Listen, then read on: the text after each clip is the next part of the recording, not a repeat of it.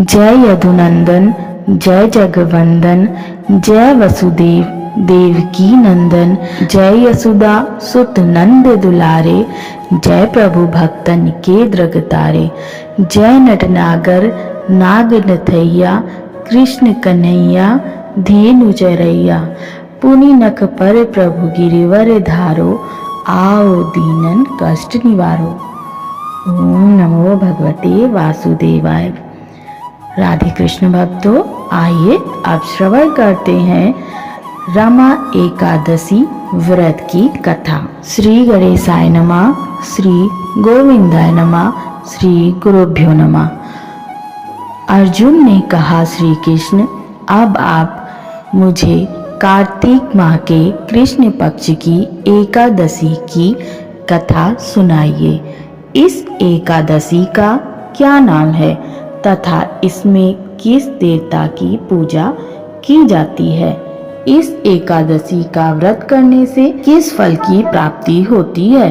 कृपा करके यह सब विधान पूर्वक कहिए। भगवान श्री कृष्ण ने कहा, हे अर्जुन, कार्तिक माह के कृष्ण पक्ष की एकादशी का नाम रमा है। इसका व्रत करने से सभी पापों का नाश हो जाता है। इसकी कथा इस प्रकार है, तुम ध्यान पूर्वक श्रवण करो। पौराणिक काल में मुचुकन नाम का राजा राज्य करता था। इंद्र, वरुण, कुबेर, विभीषण आदि उसके मित्र थे। वह बड़ा सत्यवादी तथा विष्णु भक्त था। उसका राज्य बिल्कुल निष्कंटक था। उसकी चंद्रभागा नाम की एक कन्या थी, जिसका विवाह उसने राजा चंद्रसेन के पुत्र शोभन से कर दिया। वह राजा एकादशी का व्रत बड़े ही नियम से करता था और उसके राज्य में सभी कठोरता से इस नियम का पालन करते थे। एक बार की बात है, शोभन अपनी ससुराल आया हुआ था। वह कार्तिक का महीना था। उसी मास में महापुण्यदायिनी रमा एकादशी आ गई। इस दिन सभी व्रत रखते थे। चंद्रभागा ने सोचा कि मेरे पति तो बड़े कमजोर हृदय के हैं, वे एकादशी का व्रत कैसे करेंगे, जबकि पिता के यहाँ तो सभी को व्रत करने की आज्ञा है। मेरे पति राजाज्ञा मानेंगे तो बहुत कष्ट पाएंगे। चंद्रभागा को जिस बात का डर था वही हुआ। राजा ने आदेश जारी किया कि इस समय उनका दामाद राज में पधारा हुआ है, अतः सारी प्रजा विधान पूर्वक एकादशी का व्रत करे। जब दशमी आई तब राज्य में ढिंढोरा पीटा। उसे सुनकर शोभन अपनी पत्नी के पास गया और बोला, हे प्रिय, तुम मुझे कुछ उपाय बतलाओ, क्योंकि मैं उपवास नहीं कर सकता। यदि मैं उपवास करूंगा तो अवश्य ही मर जाऊंगा। पति की बात सुन चंद्रभागा ने कहा, हे स्वामी, मेरे पिता के राज्य में एकादशी के दिन कोई भी भोजन नहीं कर सकता। यहाँ तक कि हाथी, घोड़ा, ऊंट, पशु आदि भी तृण, अन्न, जल आदि ग्रहण नहीं करते। फिर भला मनुष्य कैसे भोजन कर सकते हैं? यदि आप उपवास नहीं कर सकते तो किसी दूसरे स्थान पर चले जाइए, क्योंकि यदि आप यहाँ रहोगे तो आपको व्रत तो अवश्य करना ही पड़ेगा। पत्नी की बात सुन शोभन ने कहा, हे प्रिय, तुम्हारी राय उचित है, परंतु मैं व्रत करने के डर से किसी दूसरे स्थान पर नहीं जाऊंगा। अब मैं व्रत अवश्य ही करूंगा, परिणाम चाहे कुछ भी क्यों ना हो। भाग्य में लिखे को भला कौन टाल सकता है। सभी के साथ शोभन ने भी एकादशी का व्रत किया और भूख और प्यास से अत्यंत व्याकुल होने लगा। सूर्य नारायण भी अस्त हो गए और जागरण के लिए रात्रि भी आ गई। वह रात शोभन को असहनीय दुख देने वाली थी। दूसरे दिन सूर्योदय होने से पूर्व ही भूख प्यास के कारण शोभन के प्राण पखेरु उड़ गए। राजा ने शोभन के मृत शरीर को जल प्रवाह करा दिया और अपनी पुत्री को आज्ञा दी कि वह सती ना हो और भगवान विष्णु की कृपा पर भरोसा रखे। चंद्रभागा अपने पिता की आज्ञा अनुसार सती नहीं हुई। वह अपने पिता के घर रहकर एकादशी के व्रत करने लगी।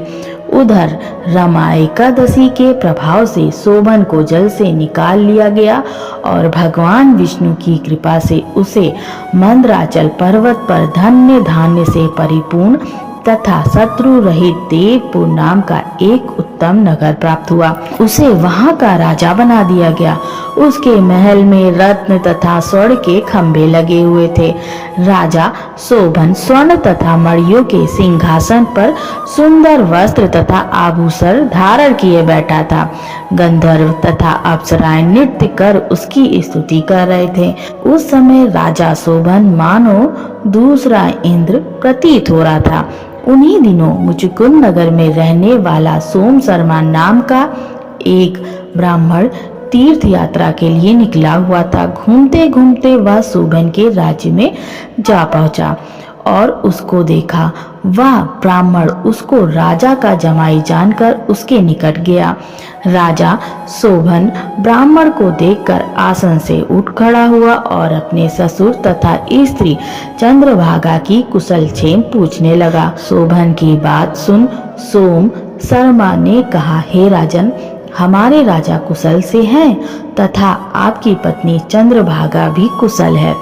अब आप अपना वृत्तांत बतलाइए। आपने तो रमा एकादशी के दिन अन्न जल ग्रहण न करने के कारण प्राण त्याग दिए थे। मुझे बड़ा विस्मय हो रहा है कि ऐसा विचित्र और सुंदर नगर जिसको ना तो मैंने कभी सुना और न देखा, आपको किस प्रकार प्राप्त हुआ। इस पर शोभन ने कहा, हे देव, यह सब कार्तिक माह के कृष्ण पक्ष की रमा एकादशी के व्रत का फल है। इसी से मुझे यह अनुपम नगर प्राप्त हुआ है, किंतु यह अस्थिर है।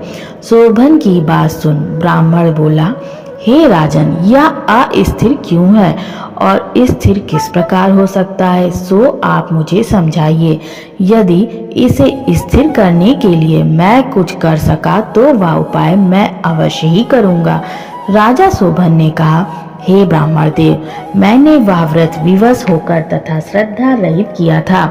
उसके प्रभाव से मुझे यह अस्थिर नगर प्राप्त हुआ। परंतु यदि आप इस वृत्तांत को राजा मुचुकुंद की पुत्री चंद्रभागा से कहेंगे तो वह इसको स्थिर बना सकती है। राजा शोभन की बात सुन ब्राह्मण अपने नगर को लौट आया और उसने चंद्रभागा से सारा वृत्तांत कह सुनाया। इस पर राजकन्या चंद्रभागा बोली, हे ब्राह्मण देव, आप क्या वह सब दृश्य प्रत्यक्ष देखकर आए हैं या आप स्वप्न कह रहे हैं। चंद्रभागा की बात सुन ब्राह्मण बोला, हे राजकन्या, मैंने तुम्हारे पति शोभन तथा उसके नगर को प्रत्यक्ष देखा है, किंतु वह नगर अस्थिर है। तुम कोई ऐसा उपाय करो कि जिससे वह स्थिर हो जाए। ब्राह्मण की बात सुन चंद्रभागा बोली, हे ब्राह्मण देव, आप मुझे उस नगर में ले चलिए। मैं अपने पति को देखना चाहती हूँ। मैं अपने व्रत के प्रभाव से उस नगर को स्थिर कर दूंगी। चंद्रभागा के वचनों को सुनकर वह ब्राह्मण उसे मंदराचल पर्वत के पास वामदेव के आश्रम में ले गया। वामदेव ने उसकी कथा को सुनकर चंद्रभागा का मंत्रों से अभिषेक किया। चंद्रभागा मंत्रों तथा व्रत के प्रभाव से दिव्य देह धारण करके पति के पास चली गई। शोभन ने अपनी पत्नी चंद्रभागा को देखकर उससे प्रसन्नता पूर्वक आसन पर अपने पास बैठा लिया। चंद्रभागा ने कहा, हे स्वामी, अब आप मेरे पुण्य को सुनिए। जब मैं अपने पिता के घर में 8 वर्ष की थी, तभी से मैं सविधि एकादशी का व्रत कर रही हूँ। उन्हीं व्रत के प्रभाव से आपका यह नगर स्थिर हो जाएगा और सभी कर्मों से परिपूर्ण होकर प्रलय के अंत तक स्थिर रहेगा। चंद्रभागा दिव्य स्वरूप धारण करके तथा दिव्य वस्त्र अलंकारों से सजकर अपने पति के साथ सुखपूर्वक रहने लगी। हे अर्जुन, यह मैंने रमा एकादशी का महात्म्य कहा। जो मनुष्य रमा एकादशी व्रत को करते हैं उनके सभी पाप नष्ट हो जाते हैं। जो मनुष्य रमा एकादशी का महात्म्य सुनते हैं वह अंत समय में विष्णु लोक को जाते हैं। कथा का सार यह है कि भगवान श्री विष्णु बड़े ही दयालु और क्षमावान है। श्रद्धा पूर्वक या विवशता से होकर भी अगर उनका पूजन, व्रत, एकादशी पालन किया जाए तो वह उसे भी उत्तम फल प्रदान करते हैं। परंतु मनुष्य को चाहिए कि वह भगवान की पूजा निस्वार्थ भाव से पूरी श्रद्धा से करे। शोभन अपनी पत्नी द्वारा श्रद्धा पूर्वक किए गए एकादशी व्रत के कारण अपने राज्य को स्थिर कर सका। ऐसी सुकर्मा पत्नी भगवान श्री हरि की कृपा से ही प्राप्त हो सकती है। जय श्री कृष्ण।